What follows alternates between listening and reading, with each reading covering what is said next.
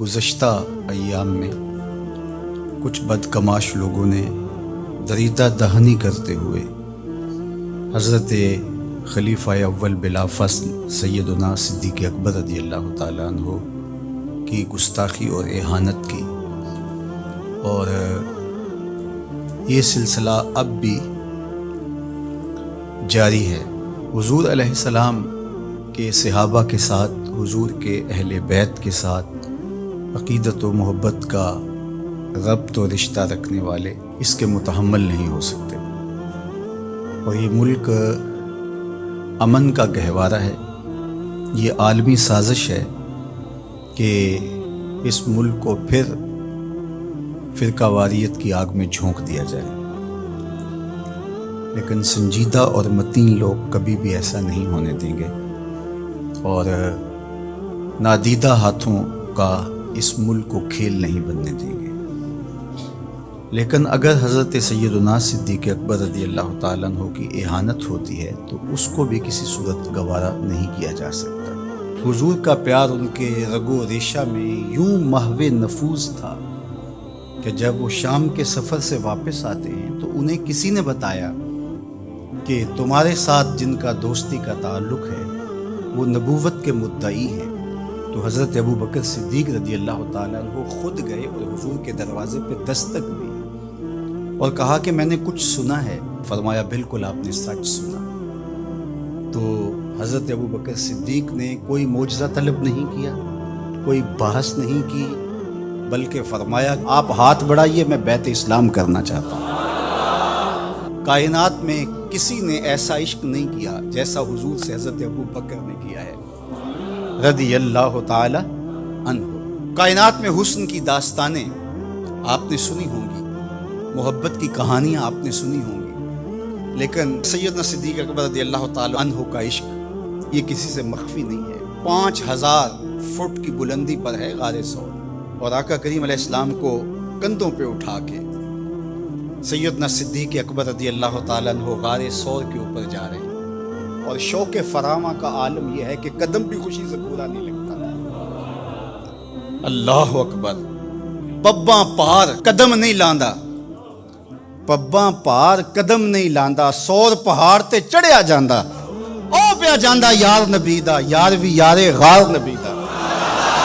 رنگ دیکھو جمال دیکھو کہ مال بھی راہ خدا میں وار دیا، گھر کے اندر ایک پائی بھی نہیں رکھی۔ اللہ اکبر۔ وطن بھی چھوڑ دیا، آپ کے پورے خاندان نے حضور کے لیے قربانیاں دی۔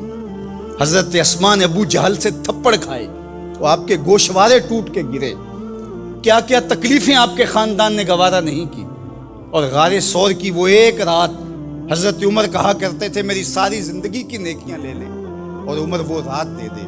تو یہ ہے حضرت سیدنا صدیق اکبر رضی اللہ تعالیٰ عنہ کی محبت کا رنگ۔ اب عشق کا توازن دیکھیے۔ جب حضرت سیدنا صدیق اکبر رضی اللہ تعالیٰ عنہ کو پتہ چلا کہ حضور علیہ السلام کا وصال ہو گیا، بڑا مشکل لمحہ تھا، اور یہ وہ لمحہ تھا کہ حضرت سیدہ رضی اللہ تعالیٰ عنہا کہہ رہی تھی صبت علیہ مصائب لو انہا صبت علی الارض سرنا لیالیا، جو مصیبتوں کے پہاڑ میرے اوپر ٹوٹے ہیں اگر وہ دنوں پہ پڑتے تو کالی راتیں بن جاتی۔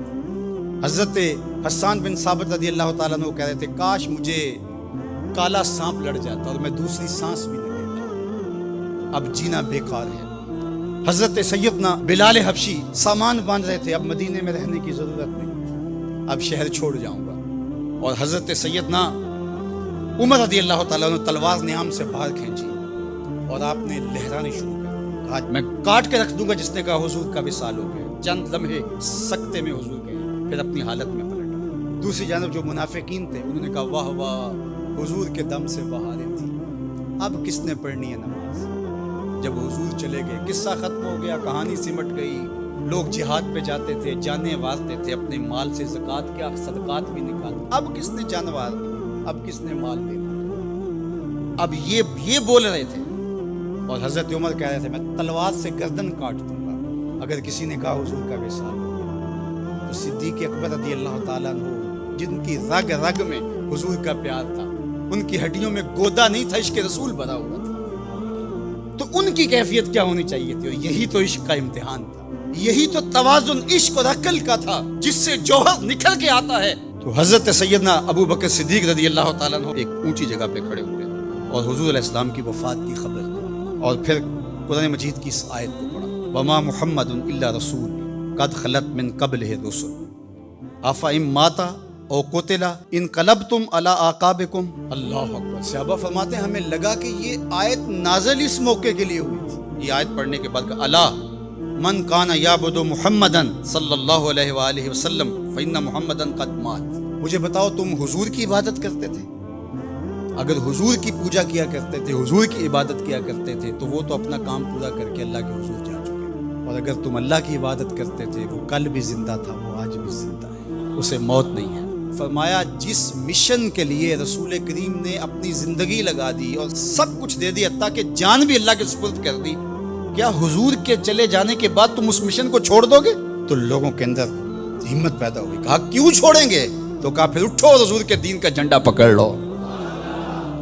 اب منافقین کی ساری کھیل بگڑ گئی، ان کا خیال یہ تھا کہ یہ موقع ہے، اس نازک موقع پر حضرت سیدنا صدیق اکبر رضی اللہ تعالیٰ عنہ کا بھی کلیجہ پھٹ رہا تھا، لیکن انہوں نے جو مشکل وقت میں جو فیصلہ کیا وہ امت کے کھڑا ہونے کا ضامن بن گیا۔ میں کہتا ہوں اگر یہ موقع حضرت سیدنا صدیق اکبر جو ہے وہ نہ سنبھالتے تو بتاؤ آج امت کے چہرے پہ رنگ موجود ہوتا؟